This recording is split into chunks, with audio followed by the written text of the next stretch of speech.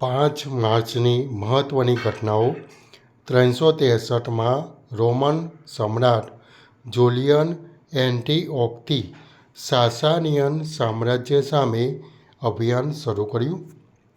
1496માં ઇંગ્લેન્ડના રાજા henry VIIએ John કેબોટને અજાણી જમીનો શોધવાની પરવાનગી આપી.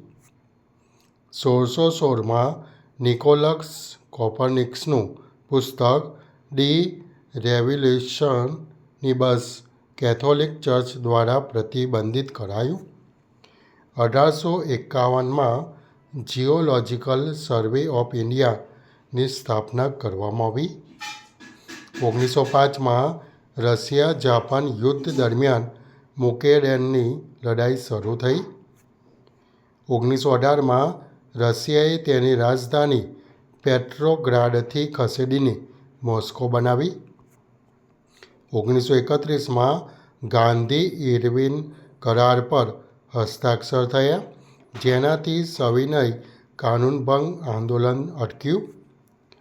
1936માં સુપરમરીન સ્પિટફાયર ફાઇટર પ્લેનએ તેની પ્રથમ ઉડાન ભરી.